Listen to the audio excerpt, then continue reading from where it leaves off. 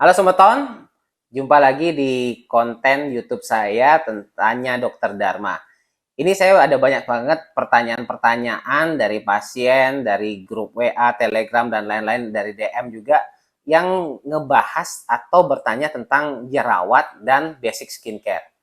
Nah, di sini saya pengen nekenin banget, gregetan banget jadinya, karena banyak teman-teman yang lagi jerawatan, bahkan jerawatan yang tipe sedang atau berat, yang tergolong cukup parah, tapi fokusnya hanya mencari basic skincare.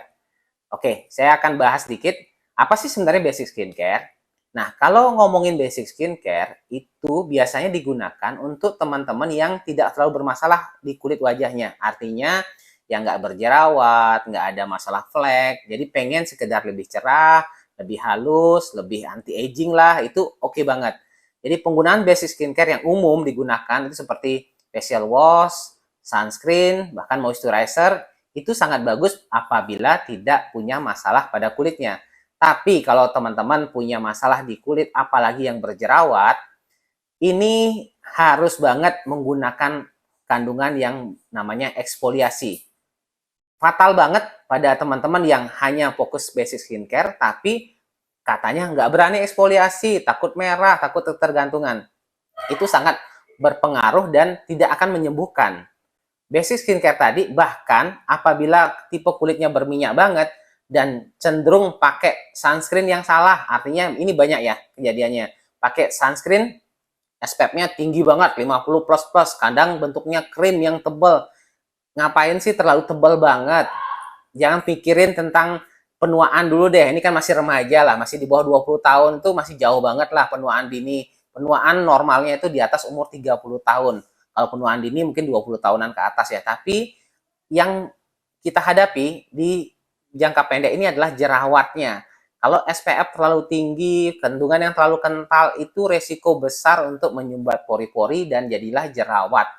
Kemudian moisturizer itu bagus banget, penting banget untuk melembabkan kulit, karena kadar kulit yang kelembabannya terjaga itu akan membuat tampil lebih cerah, lebih glowing, tanpa make up apapun kelihatan lebih cerah. Tapi kalau kulitnya berminyak, cenderung komedoan, jerawatan, jangan sembarangan pakai pelembab. Ada memang pelembab yang tidak merangsang komedo, tapi kalau memang nggak perlu, ngapain juga pakai pelembab kalau lagi jerawatannya masih banyak. Nah, eksfoliasi ini wajib banget obatnya. Jadi, nah kalau kita lihat nih bagaimana terjadinya jerawat. Jerawat itu terjadi karena minyak atau produksi minyaknya lagi meningkat. Orang yang pada masa-masa puber, jerawat itu terbentuk karena produksi minyak, karena hormon androgen merangsang kelenjar sebasea namanya, memproduksi minyak yang cenderung berlebihan. Ini nasibnya pada masa-masa puber aja. Sabar, umur di atas 20 tahun nanti umumnya akan membaik sendiri. Tapi di masa-masa itu masa mau jerawatan terus. Nah, saat produksi minyaknya banyak, ini juga hormonnya mempengaruhi juga pergantian sel kulit mati. Jadi artinya dia numpuk dan menyumbat. Kemudian ditambah lagi karena debu, kotoran, apalagi kalian tambahin macam-macam 7 step skincare macam-macam untuk Korea yang menyumbat pori-pori. Nah, jadilah dia tersumbat dan minyak nggak bisa keluar. Minyak yang nggak keluar ini akan menjadi mengeras. Nah, ini yang namanya komedo. Komedo itu adalah jerawat. Jadi jangan membedakan komedo dan jerawat. Jerawat itu sudah termasuk komedo, tapi tergolong yang masih ringan. Jadi komedo itu ada yang tertutup, yang permukaannya keras, kadang orang bilang beruntusan, ada yang komedo terbuka, yang permukaannya warnanya kehitaman. Nah, komedo-komedo ini pada suatu ketika, artinya kalau nggak dibersihin wajahnya, dan normalnya juga di wajah itu ada bakteri, itu bisa masuk, jadilah peradangan. Nah, ini namanya dibilang pustul, artinya ada kemerahan, ada bernanah. Orang baru bilangnya baru jerawatan kalau pas pada fase ini, padahal sebenarnya dari komedo itu sudah namanya jerawat. Nah, kalau bentukan pustul ini makin keras, makin tebal, itu artinya semacam nodul namanya, artinya benjolannya ke bawah, radangnya makin besar, infeksinya makin parah. Ini yang sering parah banget, teman-teman bilangnya ini jerawat mendem, artinya dia nggak sembunyi jerawatnya, padahal jerawat itu besar banget di dalamnya. Nah, ini harus banget apabila ketemu kondisi jerawat seperti ini, ada bakteri, ada radang, dan ada sumbatan pori-pori, untuk keluarnya sel minyak. Nah, ini wajib banget eksfoliasi. Jangan takut eksfoliasi.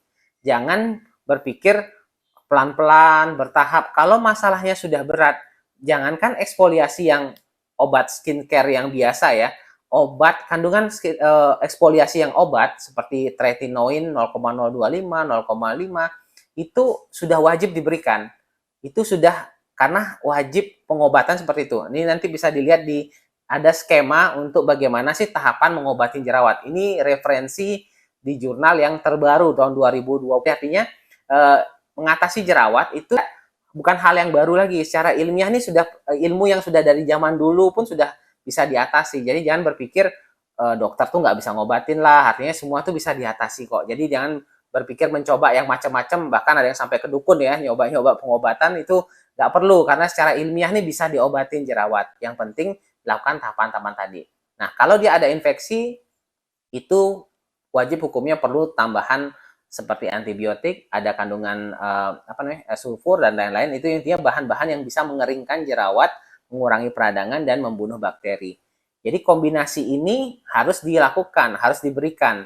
Dan setelah membaik pun, eksfoliasi ini tetap wajib digunakan. Ini yang penting, bukan ketergantungan.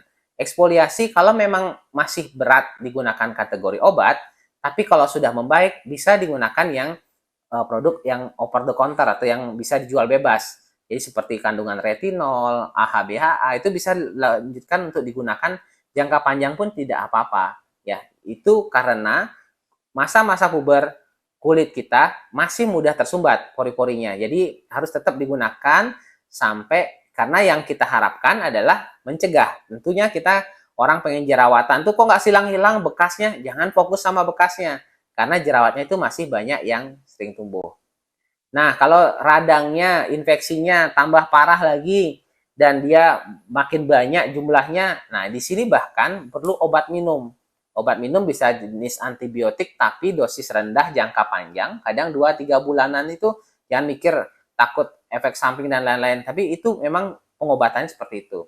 Atau bahkan kalau memang sudah mentok banget minum mengatasi jerawatnya nggak bisa-bisa hilang, ada obat yang memang harus resep dokter dengan panduan khusus, itu minum agak lama, bahkan sampai 1 tahunan.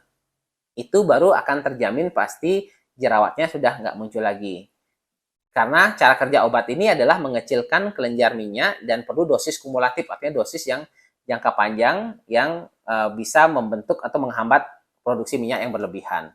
Jadi kalau ngatasin jerawat sampai saat ini sudah tuntas ilmunya. Jadi tidak perlu takut, tidak perlu stres, karena banyak teman-teman pejuang jerawat tuh mikirnya, aduh saya bisa hilang apa enggak, ininya bisa sembuh apa enggak. Jadi seperti, karena saya juga baru sadar nyata teman-teman tuh sampai dibully, kayak nggak berani sekolah, jangan sampai gantung diri aja juga ya. Jadi jerawat itu jangan sampai jadi masa depan, karena yang paling penting adalah PR-nya diobatin. Yang kedua, jangan iseng tangannya mencet-mencet, pegang-pegang.